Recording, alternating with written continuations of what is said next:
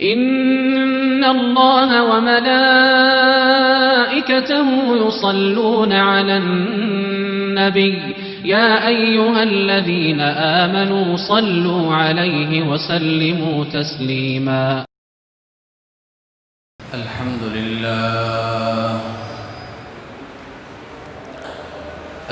لله نحمده ونستعينه ونستغفره ونؤمن به ونتوكل عليه ونعوذ بالله من شرور أنفسنا ومن سيئات أعمالنا من يهده الله فلا مضل له ومن يضلله فلا هادي له ونشهد أن لا إله إلا الله وحده لا شريك له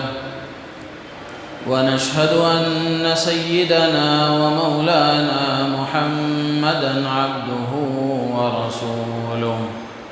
صلى الله تعالى عليه وعلى آله وصحبه وبارك وسلم تسليما كثيرا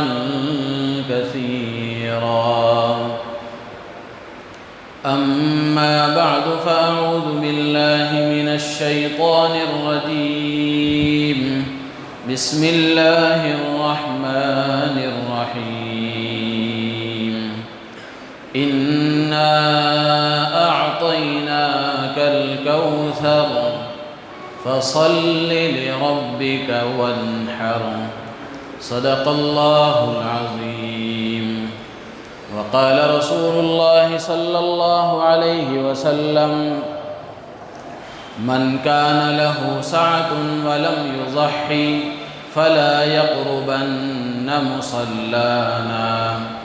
أو كما قال عليه الصلاة والسلام. اللهم صل على سيدنا ومولانا محمد وعلى آل سيدنا ومولانا محمد وبارك وسلم. ہر قسم کی حمد و ثنا، ہر قسم کی بڑائی کبریائی، بادشاہی شہنشاہی، تنہائی یکتائی اس اللہ وحدہ لا شریک لہ کے لیے سزاوار ہے جس نے ہم تمام کو اپنے کرم سے اپنے گھر میں جمع ہو کر دین کی بات کہنے اور سننے کی توفیق عطا فرمائی. کروڑوں درود و سلام نازل ہوں سرکار دو عالم فخر بنی آدم تاجدار مدینہ احمد مجتبی محمد مصطفیٰ صلی اللہ علیہ وسلم کی ذات عالی پر، جن کے صدقے میں اللہ نے کائنات کو وجود بخشا ہے. رحمت اور بخشش کی دعا ہے آپ کی آل پر، آپ کے اصحاب پر، تابعین و تبع تابعین ائمہ مجتہدین پر اور قیامت تک آنے والے آپ کے متبعین پر. محترم بزرگ و عزیز دوستو، اللہ تبارک و تعالی اپنے بندوں پر بڑا مہربان اور نہایت ہی رحم کرنے والا ہے. اسی لیے اللہ تبارک و تعالی نے اپنے بندوں کو نوازنے کے لیے، اپنے بندوں پر اپنی رحمت کا دریا بہانے کے لیے اور اپنے بندوں پر اپنی داد و دہش کے دہانے کھولنے کے لیے اور اپنے بندوں کو اپنی عطا اور بخشش سے سرفراز کرنے کے لیے اللہ تبارک و تعالی نے مختلف حیلے اور بہانے مقرر فرمائے. جیسے اللہ تعالی نے اپنی حکمت کے مطابق تمام انسانوں کو ایک درجے والا نہیں بنایا، تمام انسانوں کو برابر مرتبے والا نہیں بنایا. حضرات انبیاء علیہ السلام ہیں، تمام انسانوں میں سب سے افضل ہیں، سب سے زیادہ شرافت اور سب سے زیادہ بزرگی اور سب سے زیادہ عظمت اللہ نے تمام انسانوں میں انبیاء علیہ السلام کو عطا فرمائی، اور پھر انبیاء کے بعد حضرات صحابہ کرام رضوان اللہ تعالی علیہم اجمعین کو، اور پھر ان کے بعد ان کے نقش قدم پر چلنے والے، ان کی اتباع کرنے والوں کو درجہ بدرجہ اللہ نے ان کے مراتب مقرر فرمائے۔ اور اسی طرح اللہ تبارک و تعالی نے تمام جگہوں کو بھی یکساں نہیں بنایا۔ پوری روئے زمین پر حرم مکہ، حرم مدینہ اور مسجد اقصیٰ کو اللہ تبارک و تعالی نے اونچا مرتبہ عطا فرمایا، بلند مقام عطا فرمایا۔ اور اسی طریقے سے عام زمین پر مساجد کو جو درجہ اللہ نے عام مسجدوں پر، عام جگہوں پر، عام زمین پر عطا فرمایا ہے وہ ظاہر ہے۔ تو بالکل اسی طرح جس طرح اللہ نے انسانوں کو ایک درجے والا نہیں بنایا، تمام جگہوں کو یکساں نہیں بنایا، اسی طریقے سے زمانے میں بھی کچھ اوقات اللہ تبارک و تعالی نے ایسے خاص مقرر فرمائے ہیں جو اللہ تبارک و تعالی کی طرف سے مغفرت کا اور اللہ کے قرب کے حاصل کرنے کا اور اللہ کی رحمت کو پانے کا ذریعہ ہے۔ ان میں سب سے اہم اور سب سے بڑا وقت رمضان المبارک کا مہینہ ہے۔ یہ رمضان المبارک کا مہینہ بڑا عظیم الشان اور اللہ کی طرف سے بندوں کو عطا کردہ ایک مخصوص مہینہ ہے، جو بندوں کو اللہ کا قرب دلانے کے لیے، اللہ کی رحمت کے بارش ان پر برسانے کے لیے اللہ نے یہ مہینہ عطا فرمایا۔ میرے عزیز و دوست و بزرگوں، یہ مہینہ ہم سے گزر چکا، اور کس طرح گزرا ہر آدمی اپنے بارے میں خوب جانتا ہے۔ دیکھنے والوں نے بتایا کہ نوجوانوں کا رمضان چونکہ لاک ڈاؤن میں آیا تھا، وہ جو ایک سیریل چل رہا ہے ترکی کا، جس کو کیا کہتے ہیں، ارطغرل غازی ہے کیا اس کا نام ہے، اس کے دیکھنے میں راتیں بھی کٹ گئیں، دن بھی کٹ گئے۔ بڑی مشکل سے 5 وقت نماز پڑھنے کی توفیق اگر اللہ نے دی ہو تو دی ہوگی۔ اچھی طرح اس بات کو سمجھ لینا چاہیے، درمیان میں یہ بات آ گئی تو عرض کر دوں کہ یہ سیریل کا دیکھنا بھی اسلام میں جائز نہیں ہے، اس کی بھی گنجائش نہیں ہے۔ بہت سے نوجوانوں نے مجھ سے اس وقت بھی فون کے ذریعے سے پوچھا کہ فلاں عالم دین نے اس کی اجازت دی ہے، فلاں نے اس کے بارے میں یہ کہا ہے۔ ہمارے ہندوستان کے علماء کرام دارالعلوم دیوبند کی طرف سے بھی یہی فتویٰ ہے کہ اس سیریل کا دیکھنا بھی جائز نہیں ہے۔ جس طرح دوسرے فلموں کو دیکھنا اور دوسرے موویز کو دیکھنا گناہ ہے، اسی طریقے سے اس کا دیکھنا بھی گناہ ہے۔ 2 اور 2 4 کی طرح صاف بات ہے۔ تو الغرض رمضان المبارک یہ بڑا عظیم الشان مہینہ جو ہم سے گزر چکا، اور اس کے بعد سب سے زیادہ اہمیت والے اور اللہ کی رحمت اور اللہ کے قرب کو پانے کا ذریعہ یہ ذی الحجہ کے ابتدائی 10 دن ہیں، جس کا آج 9واں دن ہے، عرفے کا دن ہے۔ حدیث میں آتا ہے، اللہ کے رسول صلی اللہ علیہ وسلم ارشاد فرماتے ہیں کہ تمام دنوں میں کسی دن میں بندے کا عبادت کرنا اللہ کو اتنا پسند اور محبوب نہیں ہے جتنا ذی الحجہ کے ان 10 دنوں میں عبادت کرنا اللہ کو پسند ہے۔ اسی لیے حدیث میں فرمایا گیا کہ ان 10 دنوں میں سے اگر آدمی ایک دن روزہ رکھتا ہے، اللہ تبارک و تعالی 1 سال کے روزوں کا اس کو ثواب عطا فرماتے ہیں۔ تو میرے عزیز و دوست بزرگوں، 8 دن تو پورے مکمل گزر گئے، آج 9واں دن ہے۔ حدیث میں اللہ کے نبی نے فرمایا ان دنوں میں خاص طور سے تسبیح، تحمید، تہلیل اور تکبیر، یعنی سبحان اللہ، الحمدللہ، لا الہ الا اللہ، اللہ اکبر، اس کو خوب کثرت سے پڑھنا چاہیے۔ اللہ کے نبی نے حکم دیا ہے کہ اس کو خوب کثرت سے پڑھا کرو، اٹھتے بیٹھتے چلتے پھرتے، بازاروں میں ہوں، دکانوں میں ہوں، گھر میں ہوں، ملازمت کی جگہوں پر ہوں، جہاں بھی ہوں، ہماری زبان پر یہ اللہ کی بڑائی کے جملے جاری رہیں۔ اٹھتے بیٹھتے سبحان اللہ کہتے رہیں، الحمدللہ کہتے رہیں، اللہ اکبر کہتے رہیں، لا الہ الا اللہ کہتے رہیں۔ اور ان 10 دنوں میں بھی خاص طور سے 9 ذی الحجہ کا مہینہ، 9 ذی الحجہ کا دن جو آج کا دن ہے عرفے کا، اس کی تو بڑی خاص فضیلت ہے۔ حدیث میں الگ سے اللہ کے نبی صلی اللہ علیہ وسلم نے اس کی فضیلت بیان فرمائی۔ حدیث میں آتا ہے اللہ کے رسول صلی اللہ علیہ وسلم فرماتے ہیں، صیام یوم عرفۃ انی احتسب علی اللہ ان یکفر السنۃ التي بعدہ والسنۃ التي قبلہ۔ اللہ کے نبی فرماتے ہیں کہ عرفے کے دن اگر کوئی روزہ رکھتا ہے، مجھے اللہ کی ذات سے امید ہے کہ اللہ تبارک و تعالی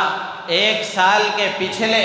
اور 1 سال کے اگلے گناہ اس کے معاف فرما دیتے ہیں۔ حضرت شیخ الحدیث مولانا زکریا صاحب رحمۃ اللہ علیہ بڑے محدث گزرے ہیں، اللہ نے ان سے بڑا کام لیا۔ مسجد نبوی میں بھی انہوں نے حدیث کا درس دیا اور جنت البقیع میں مدفون ہیں، سہارنپور کے رہنے والے، فضائل اعمال کے مصنف ہیں۔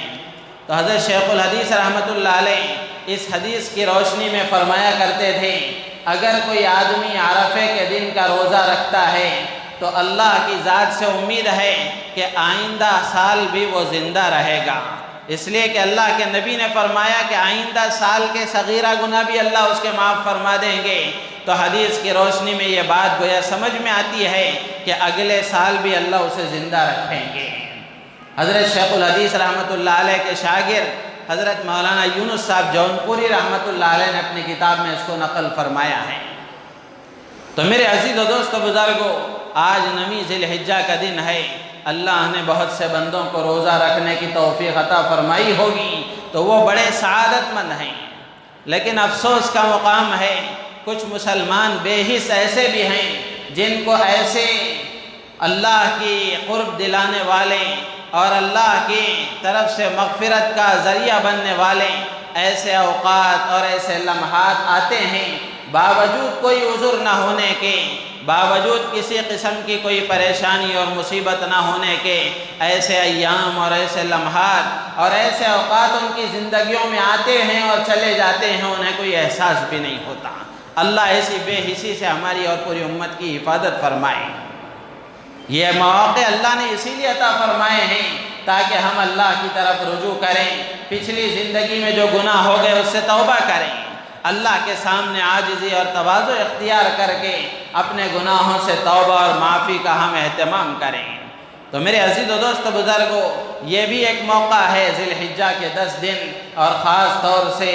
9 ذی الحجہ یعنی عرفے کا دن جو آج کا ہے، یہ بھی اللہ کی طرف سے انہی خاص مواقع میں سے ایک موقع ہے۔ اور اسی طریقے سے ایک حیلہ اور بہانہ بندوں کو نوازنے کا یہ بھی ہے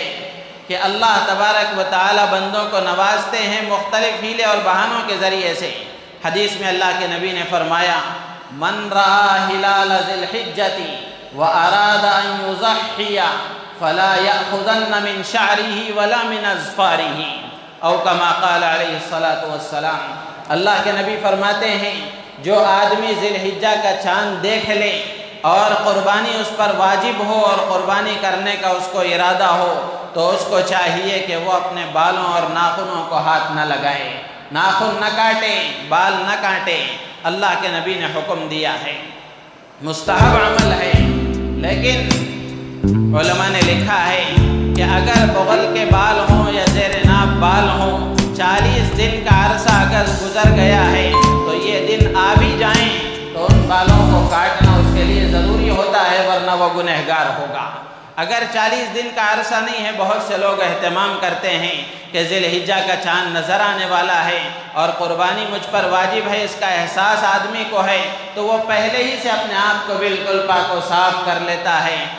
تو میرے عزیز و دوست بزرگوں، یہ بھی ایک حیلہ اور بہانہ ہے بندوں کو نوازنے کا۔ کیسے حیلہ اور بہانہ ہے؟ بالوں کو کاٹنے سے اور ناخنوں کو کاٹنے سے بظاہر روکنا یہ اس لیے ہے تاکہ حجاج اکرام کے ساتھ مشابہت ہو جائے، جن کو اللہ نے حج کی سعادت عطا فرمائی، ان کے ساتھ مشابہت ہو جائے۔ ہم سب جانتے ہیں کہ حاجی حالت احرام میں بال نہیں کاٹ سکتا، ناخن نہیں کاٹ سکتا، تو اللہ تبارک و تعالیٰ نے اپنے نبی کے ذریعے سے جو حج نہیں کر سکے، بیت اللہ تک نہیں پہنچ سکے، حاجی نہیں بن سکے، وہاں تک نہیں جا سکے، اپنے اپنے مقام پر ہیں، اللہ تبارک و تعالیٰ نے ان کو بھی نوازنے کے لیے یہ حکم دیا کہ تم میرے ان مخصوص بندوں کی مشابہت اختیار کرو، ان کی شکل بنا لو، تاکہ حاجیوں پر اللہ تبارک و تعالیٰ کی جو رحمتیں اترتی ہیں اور حاجیوں پر جو انعام و اکرام ہوتا ہے اس کا کچھ حصہ ان مشابہت اختیار کرنے والوں کو بھی مل جائے۔ مینا، مزدلفہ، عرفات میں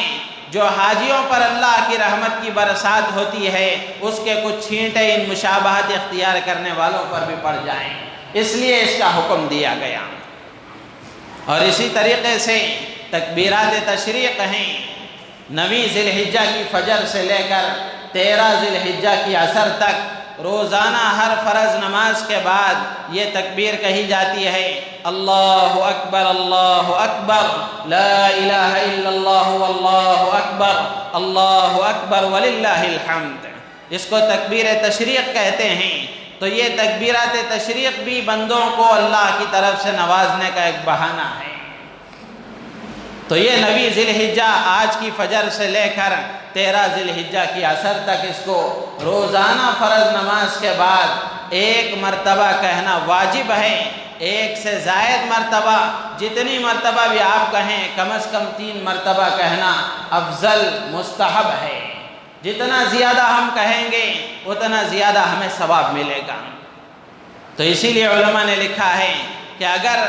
فرض نماز کے بعد آپ امام کے ساتھ شریک ہیں، امام اگر تکبیر کہنا بھول جائے تو مقتدی امام کی تکبیر کا انتظار نہ کریں بلکہ خود ہی پڑھنا شروع کر دیں۔ اور اسی طریقے سے اگر آدمی مسبوق ہو جائے، یعنی اس کی کچھ رکعتیں چھوٹ جائیں، 4 رکعت والی نماز ہے، 2 رکعت کے بعد وہ آیا ہے، تو اب امام کے سلام پھیرنے کے بعد وہ جو 2 رکعت اپنی ادا کرے گا تو وہ 2 رکعت ادا کرنے کے بعد وہ بھی بآواز بلند تکبیر کہے۔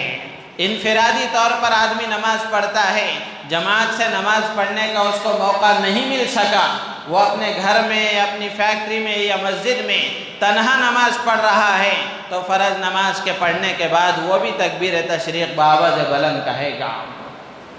تو مرد کے لیے بلند آواز سے کہنا واجب ہے اور عورتوں کو آہستہ آواز سے اپنے گھروں میں اس کا اہتمام کرنا چاہیے۔ حضرت مفتی تقی عثمانی صاحب دامت برکاتہم نے فرمایا عموماً عورتیں بھول جاتی ہیں، اسی لیے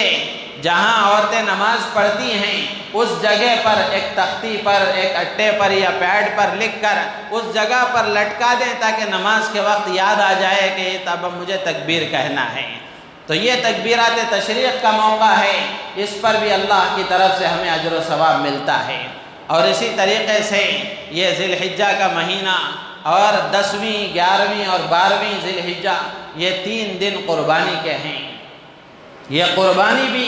اللہ کی طرف سے بندوں کو نوازنے کا ایک حیلہ اور بہانہ ہے۔ تو میرے عزیز و دوست و بزرگوں، قربانی کی ایک تاریخ ہے، قربانی ایک یادگار عمل ہے، قربانی ایک رسم عاشقی ہے، قربانی ایک علامتی عمل ہے جو ہمارے باپ حضرت ابراہیم علیہ السلام کا اور حضرت اسماعیل علیہ السلام کا اور حضرت حاجرہ رضی اللہ تعالی عنہ کا یہ ایک یادگار عمل ہے۔ حدیث میں اللہ کے نبی صلی اللہ علیہ وسلم سے صحابہ کرام نے پوچھا مل اضاحی یا رسول اللہ، اے اللہ کے نبی یہ قربانی کیا ہے؟ قربانی کی حقیقت کیا ہے؟ اللہ کے نبی نے فرمایا ہی سنت ابیکم ابراہیم، یہ تمہارے باپ حضرت ابراہیم علیہ السلام کی سنت ہے، یہ ان کا طریقہ ہے، یہ ان کا یادگار عمل ہے۔ تو یہ قربانی جس پر بھی واجب ہو اس کو قربانی ہی کرنا پڑے گا، قربانی کا کوئی بدل نہیں ہے۔ واجب قربانی ہے تو اس کا کوئی بدل نہیں ہے، قربانی ہر حال میں آدمی کو کرنا چاہیے۔ بہت سے لوگوں کی طرف سے یہ بات، چونکہ اب اس وقت کرونا وائرس کی وبا عام ہے، معیشت بد سے بدتر ہوتی چلی گئی ہے، لوگوں کا برا حال ہے، تو بہت سے روشن خیال اور دنیا جن کو عقل مند کہتی ہے ان لوگوں کی طرف سے یہ بات بڑے زور و شور سے اٹھائی گئی، کیوں ایسا نہ ہو اس مرتبہ کہ مسلمان بجائے قربانی کرنے کے، بجائے جانوروں کا خون بہانے کے، وہ پیسہ غریبوں میں تقسیم کر دیں تاکہ غریبوں کا بھلا ہو جائے۔ یہ بھی ایک اچھی سوچ ہے دیکھنے میں، لیکن یہ سوچ شریعت سے میل نہیں کھاتی، یہ سوچ اللہ کے حکم کے خلاف ہے اور سرکار دو عالم صلی اللہ علیہ وسلم کے عمل اور آپ کی منشا کے خلاف ہے۔ اس لیے کہ قربانی بہرحال قربانی ہے، اس کا اسلام میں کوئی بدل نہیں ہے۔ جیسے مثال کے طور پر ایک آدمی کی آنکھ خراب ہو جائے، ڈاکٹروں نے بتایا کہ علاج کے 2 طریقے ہیں۔ ایک طریقہ اس میں ایسا ہے کہ اگر آنکھ کا علاج کریں گے تو کان آپ کا خراب ہو جائے گا، کان کی سماعت متاثر ہو جائے گی، کان میں سنائی دینے کی جو قوت اللہ نے عطا فرمائی ہے وہ ختم ہو جائے گی۔ تو کیا آدمی اس کو تسلیم کر لے گا کہ کان خراب ہو تو ہو، آنکھ تو بچ جائے گی، کم سے کم آنکھ درست کر لیں گے؟ کیا آدمی اس کو تسلیم کر لے گا؟ ہرگز نہیں تسلیم کر سکتا، اس لیے کہ آنکھ کی اپنی جگہ اہمیت ہے، کان کی اپنی جگہ اہمیت ہے، کان اپنی جگہ اہم ہے، آنکھ اپنی جگہ اہم ہے۔ بالکل اسی طریقے سے قربانی اپنی جگہ اہم ہے، غریبوں کی امداد اور ان کا تعاون وہ اپنی جگہ اہم ہے۔ اس کی جگہ اس کو نہیں لایا جا سکتا، اس کی جگہ اس کو نہیں لایا جا سکتا۔ ضرور ان حالات میں امت کے مالداروں کو اور امت کے صاحب ثروت لوگوں کو اپنے مالداری کے ذریعے سے اور اپنے مال و دولت کے ذریعے سے اللہ کے غریب بندوں کا تعاون کرنا چاہیے، اس کی اجتماعی اور انفرادی شکلیں ضرور بنانا چاہیے، لیکن وہ قربانی کا بدل نہیں ہو سکتی، وہ قربانی کا بدل نہیں ہو سکتی۔ ان دانشوروں سے کوئی پوچھے، اگر ایسی تحریک چلائی جائے اور ان سے کہا جائے کہ آپ کو اللہ نے 2 گھر عطا فرمائے ہیں، ایک گھر میں آپ رہ رہے ہیں، ایک گھر بیچ دیں، بیچ کر اس کی رقم آپ غریبوں میں تقسیم کر دیں، کوئی مان لے گا؟ 2 سواریاں اللہ نے آپ کو عطا فرمائی ہیں، 2 گاڑیاں اللہ نے آپ کو عطا فرمائی ہے، ایک آپ استعمال کر لیں اور ایک کسی غریب کو دے دیں، کوئی تسلیم کر لے گا؟ کیوں جو عبادتیں ہیں ان کی شکلوں کو ہی بگاڑنے کی کوشش کی جاتی ہے؟ میرے عزیز دوست بزرگوں، ہر چیز کا ایک مرتبہ ہوتا ہے، ہر چیز کی ایک اہمیت ہوتی ہے، وہ اپنی جگہ ضروری ہوتی ہے۔ تو آج یہ بات کہی جا رہی ہے، کل کو اگر کوئی یہ کہے گا کہ کیا محلوں میں مسجدوں کی کیا ضرورت ہے، لوگ اپنے گھروں میں نماز پڑھ لیں، مسجدوں کی جو اتنی جگہ ہے ان جگہوں میں غریبوں کے لیے گھر بنا کر دے دیے جائیں، کہ اس کو تسلیم کر لیں گے؟ ہرگز تسلیم نہیں کیا جا سکتا۔ تو بالکل اسی طریقے سے مسجدوں کا ہونا ضروری ہے، اور اگر کوئی یہ کہے، کل کو یہ کہا جائے کہ نماز پڑھنے میں آدمی کے لیے لمبا وقت لگتا ہے، اتنا وقت آدمی تجارت میں لگائے اور تجارت میں لگا کر اتنے وقت میں جو نفع حاصل ہو وہ غریبوں میں تقسیم کر دے، کوئی اس کو تسلیم کر سکتا ہے؟ نہیں تسلیم کر سکتا۔ تو ہر چیز کا ایک وزن ہے، ہر چیز کا اس کی ایک اہمیت ہے۔ تو یہ کہنا کہ قربانی کی جگہ غریبوں کو پیسہ دے دیا جائے، رقم دے دیا جائے، یہ اسلام کے مزاج کو نہ سمجھنے کی علامت ہے، اسلام کے مزاج کو نہ سمجھنے کی علامت ہے۔ تو اس لیے جو واجب قربانی ہے بہرحال اس کا کوئی بدل نہیں ہے، لیکن اس وقت علماء کی طرف سے یہ بات کہی جا رہی ہے قرآن و حدیث کی روشنی میں، جس پر قربانی واجب ہے تو وہ تو قربانی ہر حال میں کرے۔ البتہ جو نفل قربانی کی جاتی تھی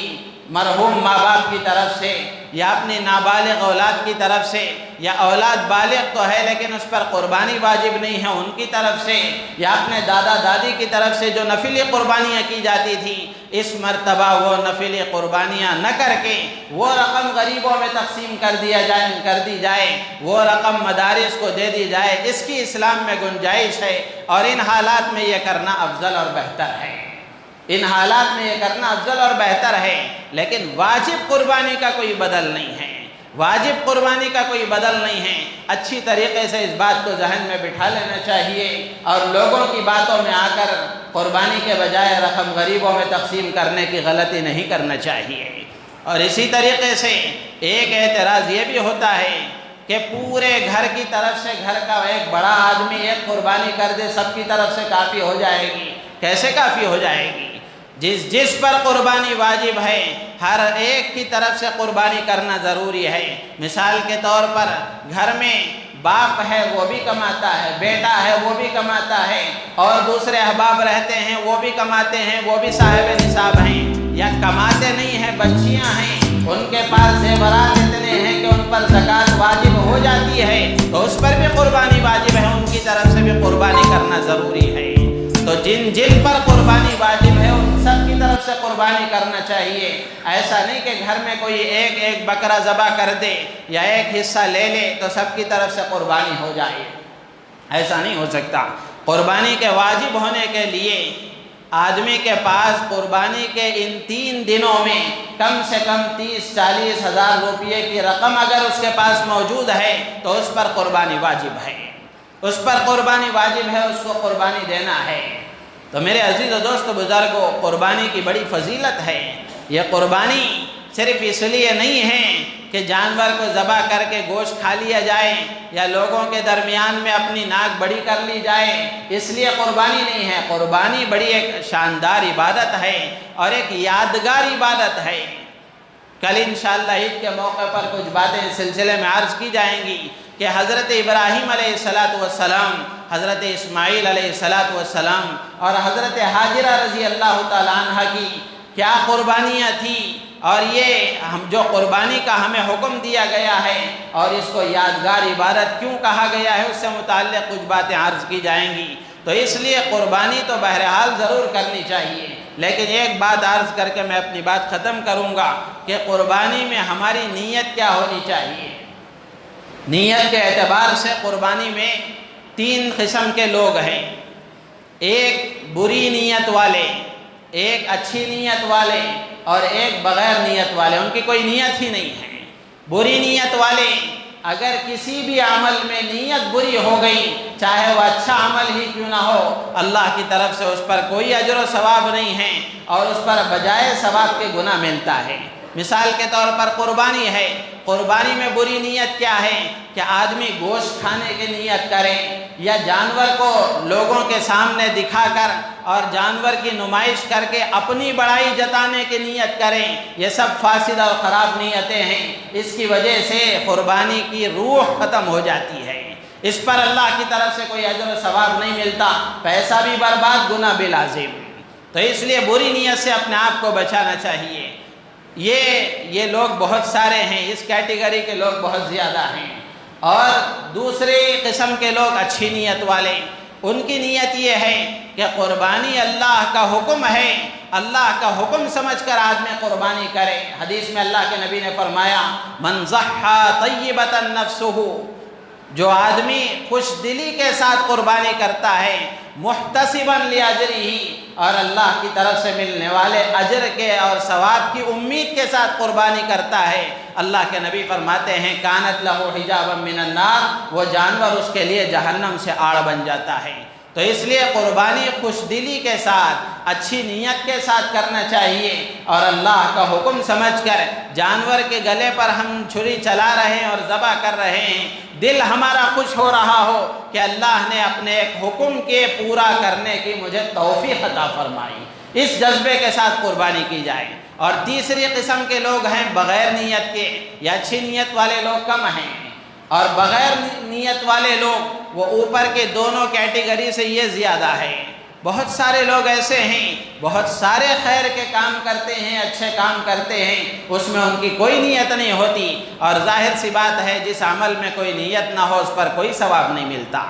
اس پر کوئی ثواب نہیں ملتا۔ انما الاعمال بالنیات، اعمال کا ثواب نیتوں پر موقوف ہے، آدمی نیت کرتا ہے تب اللہ کی طرف سے اس کو ثواب ملتا ہے۔ اسی لیے ہمارے استاد محترم بتایا کرتے تھے کہ اگر میں تم سے یہ کہوں کہ ایک گلاس پانی لا کر مجھے پلاؤ، تو اگرچہ کہ یہ ایک استاد اور شاگرد کا رشتہ ہے، میں حکم دے رہا ہوں، طالب علم کی ذمہ داری ہے کہ وہ اپنے حکم کی تعمیل کرے، لیکن تم مجھے پانی لا کر دیتے ہوئے یہ نیت کر لیا کرو، اے اللہ میں اپنے استاذ کی پیاس بجھا رہا ہوں، کل کو حشر کے میدان میں تو میری پیاس بجھا دے اور آب کوثر سے اللہ تعالیٰ مجھے تو سیراب کر دے، یہ نیت کر لیا کرو۔ اللہ تبارک و تعالیٰ بڑے دینے والے ہیں، چھوٹے عمل پر آدمی بڑی نیت کر لیتا ہے، اللہ بہت نوازنے والے ہیں۔ تو میرے عزیز و دوست بزرگوں، نیتیں ہماری صحیح ہونی چاہیے، اللہ کی حکم کی عظمت دل میں لے کر اور خوشی کے ساتھ، بوجھ سمجھ کر نہیں۔ اس مرتبہ چونکہ حالات پریشان کن ہیں، لوگ پریشان حال ہیں، چونکہ قربانی واجب ہے، بہت سے لوگوں کی زبانوں سے سنا گیا کہ ایسے حال میں بھی قربانی کرنا واجب ہے، ان مصیبتوں میں بھی کرنا ضروری ہے، بوجھ سمجھ کر۔ انداز سے سمجھ میں آتا ہے کہ آدمی اس عمل کو بوجھ سمجھ رہا ہے، تو یہ بوجھ نہ سمجھ کر کے ہم خوش دلی کے ساتھ اور اس عمل کے انجام دیتے ہوئے ہمارا دل خوش ہو رہا ہو کہ اللہ کے حکم کی ہم تعمیل کر رہے ہیں، اور اسی طریقے سے جانوروں کی نمائش نہ کریں اور کھلی جگہوں پر بھی ذبح کرنے سے اپنے آپ کو دور رکھیں۔ جو باتیں حکومت کی طرف سے بتائی گئی ہیں، حضرت امیر شریعت دامت برکاتہم کی طرف سے بھی ایک تحریری ہدایت نامہ بھی آیا ہے، جس میں حضرت نے کہا ہے کہ عید کی نماز اول وقت میں پڑھ لی جائے۔ مسلمان اب تو صبح میں اٹھنا سیکھیں، اب تو صبح میں اٹھنا سیکھیں، ایسے گمبھیر حالات میں بھی اور ایسے پریشان کن حالات میں بھی مسلمانوں کے محلے صبح میں قبرستان کا اعلان کر رہے ہوتے ہیں۔ میرے عزیز و دوست بزرگوں، اب بھی ہماری نیند اگر نہیں جاگی، اب بھی اگر ہم نہیں جاگے تو اور کب جاگیں گے؟ اب بھی اگر ہم اللہ کی طرف رجوع نہیں ہوئے تو اور کب ہوں گے؟ کم از کم عید کے دن تو صبح اول وقت میں نماز پڑھنے کا اہتمام کریں۔ فجر کی نماز کے فوراً بعد اشراق کا وقت ہو جائے تو اشراق کے وقت کے ہونے کے فوراً بعد عید کی نماز ادا کی جائے گی۔ ہماری مسجد میں بھی عید کی نماز کا انتظام کیا گیا ہے، چونکہ عیدگاہوں میں نماز نہیں ہے تو 2 جماعتوں کا اہتمام کیا گیا ہے۔ آپ دوسری جماعت کا ہرگز انتظار نہ کریں،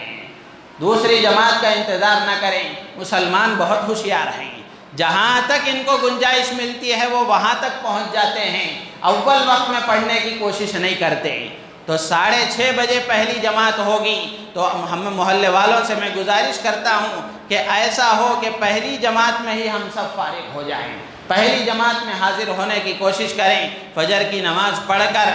اللہ کی ذکر میں ہم مسجد ہی میں بیٹھے رہیں، کچھ وقت گزرنے کے بعد عید کی نماز سے فارغ ہو کر ہم اپنی قربانیوں کا عمل انجام دیں۔ اللہ تبارک و تعالیٰ سے دعا ہے اللہ تبارک و تعالیٰ ہم سب کو ان باتوں پر عمل کی توفیق عطا فرمائیں، ہماری نیتوں میں اخلاص پیدا فرمائیں۔ آمین وآخر دعوانا الحمدللہ رب العالمین۔